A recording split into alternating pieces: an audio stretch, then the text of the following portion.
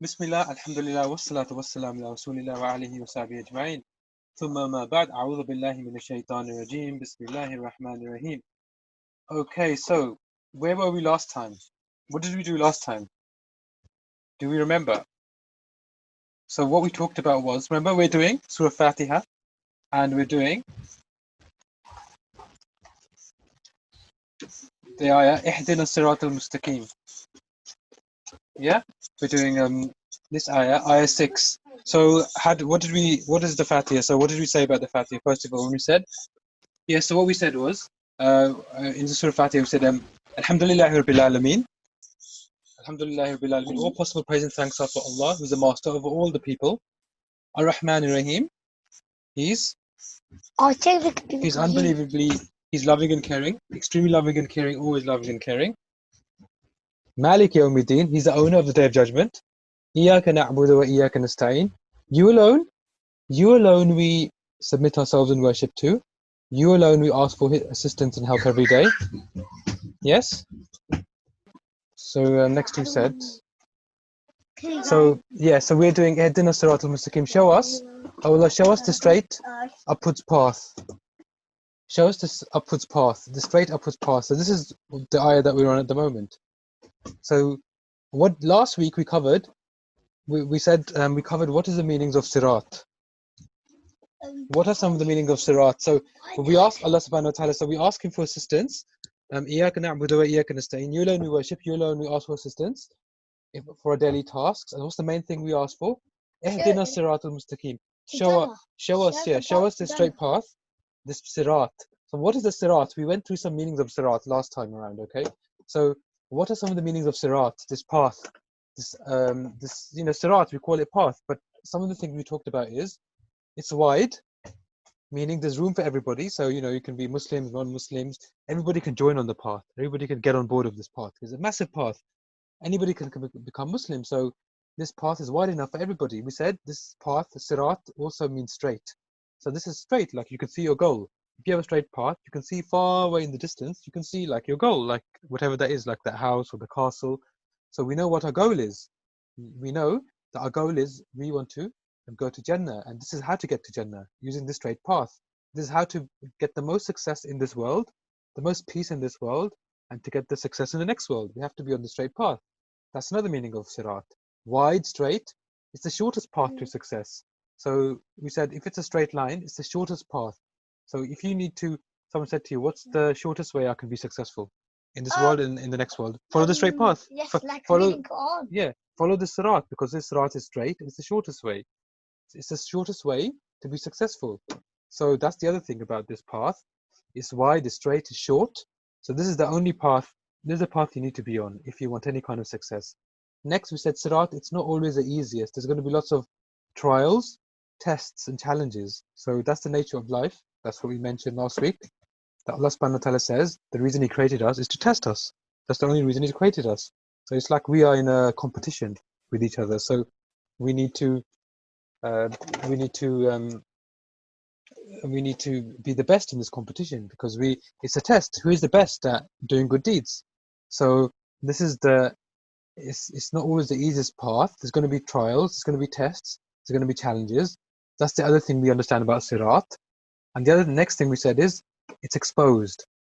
It's exposed, meaning it's open. So the enemy, Shaitan, is our enemy, and the enemy can see us very easily. So he's always going to attack us. He's always going to, try to get us off this path, because this is the promise he made with Allah subhanahu wa ta'ala. This is a dua that Allah subhanahu wa ta'ala accepted from the Shaitan, that he's going to say, let me live until the Day of Judgment, come and misguide people. And then Allah subhanahu wa ta'ala said, I'll let you live, but you can't misguide the believers, my true slaves, you can't misguide them. But he's there. He is always, the Shaitan is always there, just trying to knock us off. He's trying to, knock us off this path. He's trying to misguide us, because he wants to take people to hellfire. But we don't want to, obviously, follow the Shaitan. Whenever, we are going to be tested, we are going to make mistakes, so we always have to go back and ask for forgiveness from Allah subhanahu wa ta'ala. So this path is exposed, it's open. There's no roof or ceiling. It's like, it's easy for the enemy to see you, but this is the path to be on. And this is, if you have the right tools, you have strong belief, faith in Allah subhanahu wa ta'ala. You follow the actions, the practice of the Prophet sallallahu alaihi wasallam, and the people, the companions, the Sahaba, the people who are from the previous generations. So that is the best. This is the best way, the path to be on. So we said it's exposed, and then the other thing we said is, what's the meaning of Sirat? We said it means it's like the middle path. It's a balance. It's a balance between heart and mind, knowledge and action. So in other words, some people, they use their mind too much, like everything is to do with intellect. So it's like the example of previous people, Bani Israel. They had the full knowledge in their mind, like they knew the truth. Their books, they had the truth in their books. Even in the Torah, it mentioned the Prophet sallallahu alaihi wasallam was the last messenger, but they didn't accept that. The hearts were hardened. So, and also they had the full knowledge, but they didn't have to do the action because they didn't follow the Prophet sallallahu alaihi wasallam when he came. They didn't accept Islam. So they were on one extreme. On the next extreme, you have people who try to do lots of action, like for example, they were the Christians, but they try to do action, but they didn't have the knowledge because they say, oh, Allah subhanahu wa ta'ala, he has a son, na'udhu billah, like regards Prophet Isa. They say that he's a son of Allah, na'udhu billah. So see, that's the other extreme. People who do action, but they don't have knowledge. But this, because they're on the wrong path. But this is the middle path, the balanced path. So we have the right balance between knowledge and action. Follow the Quran, the Sunnah, and we act accordingly as well. And we use our minds and we use our hearts. So this is another thing about the Sirat. It's balanced. So you follow the path, and inshallah, you will stay balanced and focused. You will not go into one extreme or the next extreme. So this is just what we talked about. And if you want to know more detail about this, you can listen to the audio from last week, because we just mentioned a bit more detail about the Sirat. So we said this is the path. Yes, we also mentioned this. Is the path, meaning there's only one path to success. So this is the only path is you follow the Quran, you follow the Prophet sallallahu alaihi wasallam, and this is like the path to follow. And we also mentioned, by the way, that people can be in different stages in the path. Like some people can be in a Ferrari, some people can be like in a Omni, some people can be 1,000 miles down the road, some people can be 2 miles down the road, some people can be further. So people are in different stages of their religion with a higher iman, some have less iman. So we need to be patient with everybody. A path, a road, means people are going to be in different stages, but as long as everybody's on the path, mistakes we make, we ask for forgiveness from Allah subhanahu wa ta'ala. Inshallah, this is the path to be on. So the next thing, what is Al-Mustaqeem? So this so we're saying this is the main thing we ask for. So إياك نعبد وإياك نستعين. You alone we worship, you alone we ask for assistance. اهدنا الصراط المستقيم. This is the main thing we ask for. Show us, oh Allah, اهدنا, show us this path. We mentioned what this path means, which is Al-Mustaqeem. So what does that mean? Al-Mustaqeem. This is how Allah subhanahu wa ta'ala, he describes this path further. Al-Mustaqeem. So we'll just go through some of the things we can understand. Like, what does it mean? This Sirat al-Mustaqeem. Okay. Al-Mustaqeem literally means going upwards. So sometimes in translations of the Quran you see straight path. That's not entirely correct, because like we said, path, Sirat, the meaning of straight comes into Sirat, into path. Al-Mustaqeem is separate. Al-Mustaqeem means something else. Al-Mustaqeem means going upwards. Al-Mustaqeem, like for example, like in the when you say the Iqama in your Salah, Iqama, yeah? What does that mean? It's the same root letters. Look, Iqama, the Qaf and the Mim, and it's the same root letters as Mustaqeem. Mustaqeem and Iqama come from the same root. The Iqama, before we start the prayer, we say the Iqama, Allahu Akbar, Allahu Akbar, Ashhadu an la ilaha illallah, Muhammadur Rasulullah, qad qamatis salah, qad qamatis salah. That means, Iqama means to stand up, basically. Qiyam. Qiyam means to stand up in Ramadan. And in generally, you have the night prayers, you have Qiyam. Qiyam means to stand, like you stand up and then you pray while you're standing. That's what Qiyam means. It's like to stand up. So, Al-Mustaqeem, that which is standing, that which goes upwards. So, Mustaqeem means going upwards. So, show us this path, Sirat, which is going upwards. So, we understand what is upwards. Upwards is the sky. What else is upwards? What else is upwards? Do we know? Allah. Yes, Allah is upwards. And what Jannah is upwards. Jannah is upwards. So this path this is the path you want to be on, because we want to go to Jannah, right? And to go to Jannah, you have to be on this path going upwards. So this is the correct path, this path to Jannah. So what else do we understand about this path? Yes, this is what we said. This path, Al-Mustaqeem, means going straight up, is standing. It means to stand up, basically. So this path is the upwards path, going upwards, straight up. So this is the path which leads to Jannah. We mentioned this. And what is this path? It's obviously, like we said, it's the Quran, the Sunnah, is following Allah subhanahu wa ta'ala. And this way, we said, this is the only path. There's probably like hundreds and thousands of paths there. There's so many paths. There might be like, just say for example, there's 1,000 paths. 999 of those, 999 lead to the hellfire. Only one path leads to Jannah, which is the Sirat Al-Mustaqeem. So there are lots of paths, and we mentioned like what are some of these paths that people follow. Like what do people follow? They might follow music, they might follow like fashion videos, they might follow money, they might have they might follow like possessions, material things. Their whole life is based around these things, like houses, cars. This what motivates them.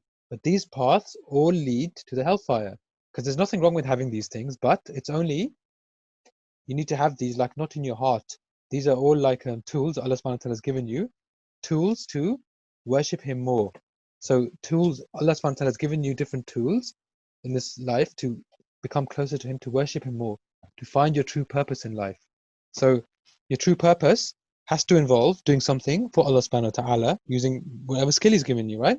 So the only way you can do this by going on the straight path, which is upwards. So this is the path to Jannah. So this is the path. This Sirat goes straight up. And this path, when you're on this path, you're on this path because you always do things to make Allah subhanahu wa ta'ala happy. And your motivation is, I want to go to Jannah, and whatever I do, I'm going to try and do things, for Islam. I'm going to do things for people to just to get reward. So that's some of the things you can do. So this is a path which goes straight up. Okay. What else? Yes, success is upwards, Jannah. So we understand one of the benefits of this Al-Mustaqeem is this path is going upwards. Success is upwards. Jannah is upwards. Okay, that's right. What else? Direct. So another thing we can understand about Al-Mustaqeem is this path is direct, is clear, is truthful. Like there's no falsehood in this path. There's no lying on this path. Like the Quran is truthful. Yeah, the Quran is the word of Allah. It's clear. It's truthful. So this path is going upwards. It's a clear path. It's direct path. It's a truthful path. Like, you follow the Quran, you follow the Sunnah. This is the only way you're going to be successful, and this is the only way that you're going to be. You're going to know what's right and what's wrong, because although there's so many things out there which are false, which are false things. Because think about it. Like what happens is, question. Okay. Every stage of this world, like maybe in like 5 years time, something else will be like really common. There might be a new law somebody passes through, like something might be legal, like who knows, like you could get some crazy person, you could get some crazy prime minister or some crazy leader who says in 20 years time that killing is allowed. You're allowed to kill. There's nothing wrong with killing, because killing, just think about it. If somebody is disabled, or maybe somebody's not that good physically, we're going to kill all these people. Okay? He says, okay, but we're only going to keep the people who are strong, or we're only going to keep the people who have, like, I don't know, blue eyes and blonde hair. So this is something similar to what somebody in the past did, called Hitler. He said, okay, I'm going to keep all the people. I'm going to kill everybody else, but I'm going to keep the people who are a certain color. Like the eyes are a certain color, the hair are a certain color, because these are people that are going to be like the chosen race. These are going to be people that are going to be, the people who are going to be the ideal of a humankind that I want. So he says, he's like the leader. He says, okay, so it's fine. I can kill people. So what? But then obviously killing is not right. How do we know that? How do we know it's not right? No, who's Hitler? Yeah, exactly. So that's a really good point, Saad, that Darwin said as well, like survival of the fittest. Like the fittest people, the strongest people survive. The people who are not strong. Who's Hitler? Yeah, he's like a bad leader, like a German leader. a German leader who was around. He killed like a lot of people, Jewish people. He's quite a bad leader. But the point is, yeah. So the morality. This is what's called morality, like laws. Like what can you do? Are you allowed to kill? Are you allowed to steal? Yeah. This changes with time. It changes according to somebody's mind, because a leader says, "Oh, I'm going to do this. I'm not going to do that." It changes according to what a person thinks. But how do you know what's right and what's wrong? How do you know what's truthful? That is the word of Allah subhanahu wa ta'ala. Like 1,000 years ago, murder was wrong. As soon as Allah subhanahu wa ta'ala created Adam alayhi salam, and murder was wrong. In 100 years' time, murder, killing is going to be wrong, because Allah subhanahu wa ta'ala says that in the Quran. The laws in the Quran, they stay the same. They tell you what's right and wrong, and if you follow these, you will be on the truthful path. If you follow other people, other leaders, other prime ministers sometimes, um, other people in charge, they're going to come up with very, very crazy laws, and it's going to be false. So that's going to keep changing. So just to bear in mind, to stay on the path of truth, always you need to hold firm to the Quran, hold firm to the Sunnah, hold firm to what's right and wrong, how we understand from the Quran and the Sunnah. The right and wrong is going to always change if you follow the people. So that's a very, very important point. So this is like the truthful path. What else? Okay, what happens when you go up? Like, say if you were to climb up a rope or climb a mountain, what happens? Is it an easy journey or a difficult journey? What do you think? Like if you're going to climb a mountain, I don't know, has anybody climbed a mountain before? Yeah. Has anybody climbed like a very, very high hill or a high mountain? Has anybody done that? Yeah. You have? Okay. So what do you experience like when you climb a mountain? Has anybody done that? It's heavy. Oh yeah, Zayn, okay. I'm sure you've done that as well. So what do you like experience? What does it feel like when you climb a mountain? You go up. What happens? Do you know? Yes. Okay, mashallah, good. Pressure. As you go up the mountain, the air pressure, it goes down, the air becomes thinner. So what this means is that it's harder to breathe. The oxygen levels are lower. So it's the same as, for example, in an aeroplane where before you take off, they say to you, if the cabin pressure it drops, then the oxygen masks will fall down, and then you'll need to put the oxygen masks on to breathe, because there'll be less oxygen. So as you go higher up, basically it's harder to breathe. So in a mountain, when you go up a mountain, it's harder for you to breathe. It's like, you go out of breath. You need patience. It's a difficult journey when you go high up. It's not an easy journey. But what happens when you reach the top of the mountain? Has anybody reached the top of the mountain before? What happens like when you reach the top of the mountain? Are you happy that you achieved something? Is it a good feeling? Yeah. So when you reach the top, it's an excellent achievement, right? Because you reached the top of the mountain. Similarly, this path is going upwards. It's going to be, like we said, when we talked about Sirat, we said it's, you're going to have trials and tests. When you go upwards, it's going to be a difficult journey. You'll need patience. You're going to be out of breath. Sometimes you can think, oh, I'm going to give up. It's too much. I can't like wake up for Fajr every morning, or I can't read Tahajjud, or, I can't keep my patience. I can't like, it's very difficult for me to hold on to my 5 prayers, and, but this is your test. This is where you need your patience. This is the difficult journey, but eventually, if you can overcome this, and you are firm, you have your sabr, and you carry on doing what Allah subhanahu wa ta'ala wants you to do, you're going to reach the top. Yeah, you're going to reach success. You're going to reach Jannah, and you will get your reward. And then you're going to say, oh yes, it was all worth it. All the difficult times. Remember the times when I used to get up for Fajr, or I used to, that time I gave charity, I gave money to the poor person, I fed the poor person, I was kind, I was nice to my siblings, I listened to my parents. You're going to remember those times, and you're going to think all my efforts were worth it, because I've achieved Jannah, I've achieved the top of the mountain. And that's exactly what this is. This is exactly the same thing. It's going to be a difficult journey, but this is success. This is how to get to Jannah. There is going to be accomplishments. There is going to be challenges. Eventually, inshallah, you're going to get to the top.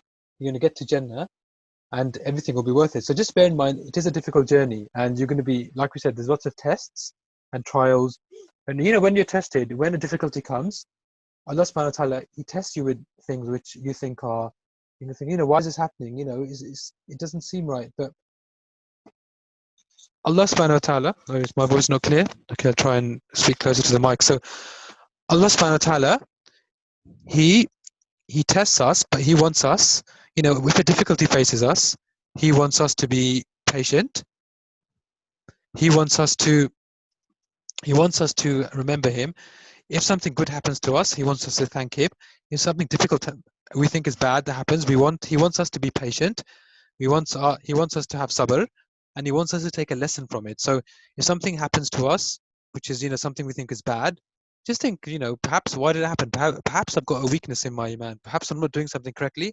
Perhaps I need to improve myself. Perhaps I need to ask for forgiveness. I need to do something to make Allah subhanahu wa ta'ala happy. So some of the things that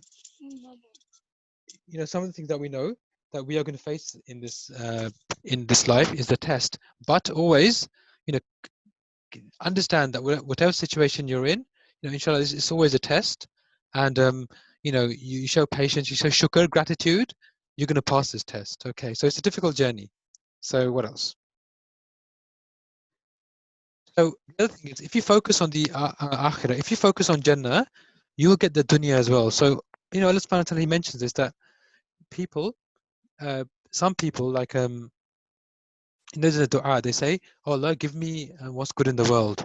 Just give me what's good in the world. They have nothing in the hereafter. They will not have anything in the hereafter. Other people, they say, Rabbana atina fi dunya hasana wa fil akhirati hasana wa qina adhaban nar. They say, Allah, give us give us what's good in the world, and give us what's good in the hereafter. They make dua for the world and the hereafter, and save us from the fire of hell. So they are going to get whatever's in this dunya, whatever's in the hereafter. So you don't have to worry about what's going to happen to you, your rizq in this world. You focus on making Allah subhanahu wa ta'ala happy. You focus on working hard to make Him happy, doing things for this deen. He will give you in the dunya as well. He'll give you money, He'll give you rizq, He'll give you lots of things. Don't worry about it. And inshallah, it's even when difficulties come our way, like we said, it's a test. So the rizq is already written down. We don't have to worry about the rizq, our food, our clothes, where we live, the money. This is all written. So we have to focus on making Allah subhanahu wa ta'ala happy. So we will get the dunya, we'll get the world as well. We don't need to worry. What's like a famous scholar said? A famous scholar said, have the world in your hands. Okay, have the world in your hands, and have Iman in your heart. Don't have the world in your heart. Like, don't love this world so much. Like, you in your heart, like you just want everything in this world. Don't do that. Have the world in your hands. So look, it's in your hands. You can play with it. You can choose what to do, what not to do. I need this, I need that. But don't make it overcome you in your heart. Have Iman, belief in Allah subhanahu wa ta'ala. Have Iman in your heart. And this is what Allah subhanahu wa ta'ala wants from you. Like, taqwa, always have Allah in your heart. Please Allah, and the world, the dunya will come to you. Okay. So this is what we understand about some of the things about Al-Mustaqeem. Straight up, success is upwards, is direct, clear, truthful, difficult journey. You need sabr, not easy to climb. If you focus on the akhirah, you'll get dunya as well. Okay. So the other thing is, yes, so it's more dangerous if you fall from the top. So if you are, because it's going upwards, the more knowledge you have, sometimes, if you make a mistake, sometimes it's going to be a harder fall. Like the impact is going to be more. Like the more people are going to be affected. Like if someone is a very knowledgeable person, they make a mistake, it's going to affect more people, because people are going to say, oh, look, this person is really knowledgeable, but look, this mistake he made. But the thing is, people make mistakes, so we don't have to worry. Like, we don't want to expose people's faults. But an example is, like, the more higher up you are, the more dangerous it is if you fall. So the more higher up you are, the more like you want to do things for Allah subhanahu wa ta'ala, and you want to do things in His path. Be careful. If you tell people to do something, try and you have to do it yourself as well, because you're an example. You are a role model. So the more you learn, the more you become knowledgeable, the more of a role model you become. Like the Prophet sallallahu alaihi wasallam, he's a role model, right? Everybody followed him. His companions followed him. So if Prophet sallallahu alaihi wasallam, for example, he did something which which was not correct, but which is not true because everything he did was correct. Just imagine, people would follow him. So because he's a role model. So similarly, you become a role model. So you, whatever you do, people are going to look at you. Oh, this person's doing this. So always try and be an example for yourself and an example for other people as well. Always try and do good things because we are role models, not just for us. We are role models for non-Muslims. Like they look at us and say, look at these Muslims. How do they behave? If you show a good character and you have a nice way, you have a nice polite way of speaking to people, you show people about Islam in a good way, people are going to be attracted to Islam. So people are going to be attracted because of your behavior, because of your character. So always remember, when you go outside, you are representing Islam. You are like team Islam. People know, you're team Islam. You're like, like team, I don't know, Liverpool, Man City. You wear your red kit, your blue kit. No, but you're team Islam. People know you're a Muslim, so you have to be a good role model, right? It's very, very important. Okay. We ask Allah subhanahu wa ta'ala to show us this, guide us to this upwards path. And inshallah, we work hard to try and go on the straight upward path. We ask Allah subhanahu wa ta'ala to allow us to enable us to go on this path. We need his help, otherwise we cannot get to this path. That's very, very, very important. We need the help of Allah subhanahu wa ta'ala to get on the straight path. So yeah, so just a few more minutes, a few more seconds, inshallah, then we'll take questions. So in other words, we ask Allah subhanahu wa ta'ala to allow us to make the right choices and the right decisions. When you say Ihdina Sirat Al-Mustaqeem, oh Allah, show us this path which goes upwards. Oh Allah, allow us to make the right choices in our life, in our day, make the right decisions so we can get on the straight path. Okay? These decisions that's going to benefit us in the akhirah and in the dunya. So we need Allah's help, yeah? Like we're holding out our hand and Allah subhanahu wa ta'ala is showing us this path. So we need his help to show us this path. Okay. This is guidance because Allah subhanahu wa ta'ala is showing us the straight path. Okay. What we'll do, inshallah, I know there's some more that we can carry on, but we'll leave it for here. And inshallah, we'll carry on next week. Because I know there's some very interesting things coming up now about this straight path. We leave it here. سبحانك اللهم وبحمدك نشهد أن لا إله إلا أنت نستغفرك ونتوب إليك